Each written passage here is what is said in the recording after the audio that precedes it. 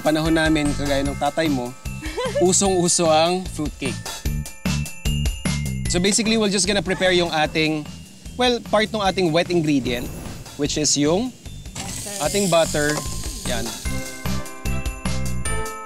We're basically going to infuse our butter with some fruity goodness. Yan yung ating dried cranberries. Cranberries. Yes. Pero maganda dito kasi, you can replace yung ating fruits with local. Dried mango. Yes, ma'am. Dried bananas. Pwede. Actually, yung mga na-dehydrate na mga fruits. Yan. So there, we'll just mix it up. Sige nga, Ineng. Can you crack the rest of the eggs? Ako po yung sous chef for this. Yes.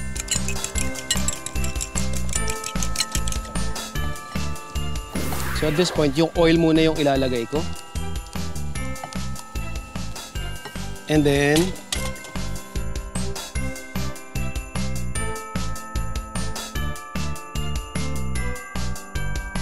so we're just gonna add in our baking powder. Some spices. Meron tayo dito, ito, allspice. And then we can add in yung ating fruit mixture.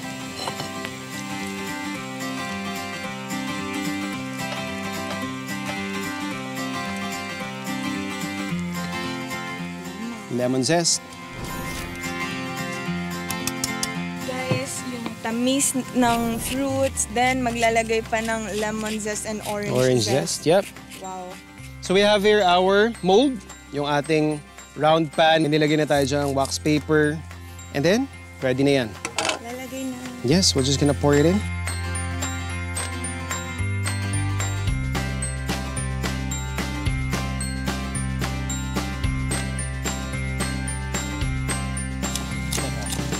Yan. Parang pinaka-garnish lang yan. We'll just top it off with some nuts.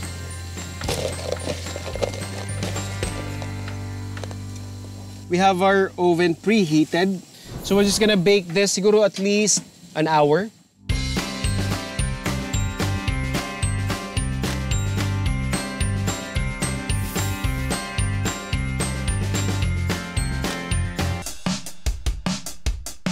Christmas lights here and there and everywhere. Yes, literal na everywhere, guys. Sobrang haba nitong street na to. And puro lang talaga siya mga parol. Iba't ibang klaseng parol. Wow, kuya! Opo, ma'am. Ano naman yan? Ang San Fernando, Pampanga, by law, naaprubahan na siya talaga na siya na ang Christmas capital of the Philippines. Pero of course, dati matagal na siyang tinatawag na gano'n. Pero now, it's really official. Tapos kuya, mga magkano ba yung mga range ng parol nyo? Depende po sa size eh. Sige, magsimula tayo Sa pinakamaliit, pinakamura, gano'n. Ito po, sa bentahan namin dyan is 1.5. 1.5. Tapos ano yung pinakamahal nyo dito? Malaki. Ito po, nasa 12,000 po yan. Yon guys, kapag dito kayo sa Pampanga bumili, kaya nyo pang makipagtawaran. Siyempre, sila mismo yung gumawa dito. Ito yung original na place kung saan talaga ginagawa yung mga parol. Kaya kung gusto niyo mga mura, pumunta na kayo dito sa Pampanga.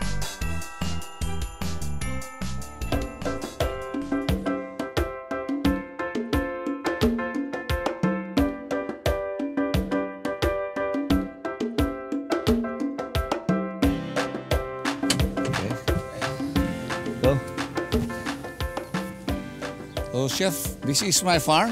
Oo nga sir, ang lawak eh. Oh, consisting of sitaw, green and negra variety. Makikita mo, ito, another day is good for harvesting. Ito actually, maganda na nga ito sir. Malutong yan. Malutong. Yeah, crispy. Crispy. Maganda. Taiwan sili. Ito yung equivalent ng ating siling labuyo. Siling labuyo natin maliliit. Maliliit. Ito mahaba, pero yung tanginess ay the same. But we have already started the propagation of Peking duck. Peking duck. Bakit po Peking duck yung napili ninyo sir? Una, mas malalaki yung katawan niya eh. Kita naman po. Diba? Kumpara sa mga native, mga bibe. at saka mas masarap yung laman niya. Yes. Gano'n na po kayo katagal na nag-aalaga nito, sir? This is 1.5 years. Umabot na kami ng 75 heads. We started with 1 male and 2 female. Yun lang po yun, lahat? Yun lang, oo. Tapos ganyan na sila kadami. Ilang pares po ng Anglo-Nubian ang binili ninyo? Actually, dalawa lang yan eh. Imported po o local lang? Imported yon. Talaga. Okay. Could be 6 digits din. Pero matanda na yung yung dalawa, namatay na. Ngayon kumuha ulit ako yung merong mark sa yan imported yan. Sa ibang bansa po kasi mostly bred for meat sila, no? Yes. Itong mga ganito is basically for meat and milk.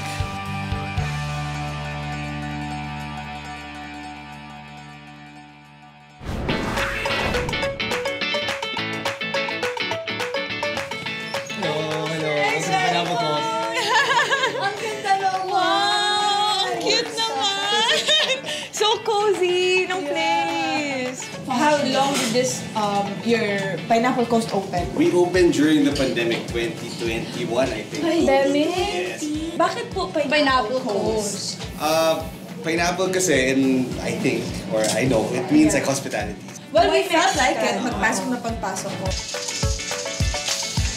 Pero why Mexican? My craving, or our craving as a company, was Mexican food. So. Okay. Yeah, so it's a personal favorite. Yes, oo. Okay, get. For sure, dahil kinikrave mo siya, masarap siya, Dapat right? masarap siya, Okay. masarap. So, dapat trust you. Yes, dapat that's tayo, a bad once thing. na ma-taste na natin siya, lagi na tayo mag-crave. Ganon Yes, yan. dapat. Kasi tayo hanap-hanapin mo Yes. na. Ako mapapa-araw-araw pa ako dito sa Pampanga. Yes. Let's start with ceviche. Ceviche. Yes. Two kinds of ceviche. The difference is this one daw, lahat daw may yellow-tailed salmon and octopus, while may shrimp tong isa. Ang isa Ito, naman, cucumber. same lang pero cucumber. Okay. Unahin muna natin yung walang shrimp. Yun! Ito. Nararamdaman ko ng parang kilawin. Ceviche nga to. Ceviche nga. Oh!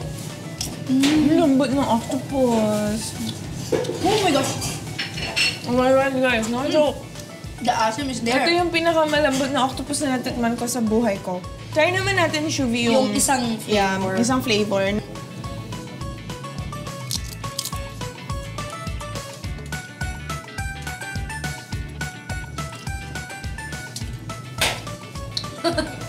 So it's my first time eating raw fish, everyone. And Totoo ba? yeah, I don't eat raw fish, pero wala to lansa. Maarte ako sa lansa, guys. And dito, there's no hint at all. Kahit na raw yung tuna. So guys, we have 4 types of tacos. We have gobernador and cangrejo.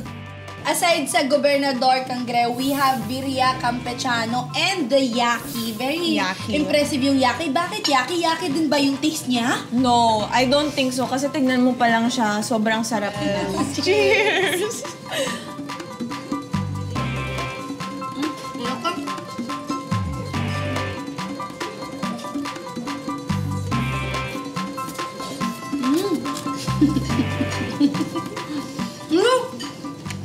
Crispy! Hindi ako familiar kasi sa ganitong type ng texture. Kasi first time kong kumain ng tuwalya na fried. Kasi mostly, sa goto ko siya natitikman. Let's try the yaki, guys. Ayun, second one. Cheers!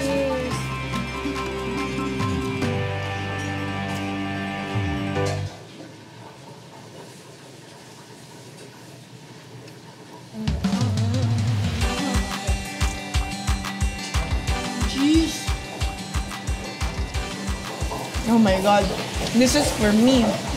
This is what I like. Sobrang lambot ka. Sobrang tender. Look.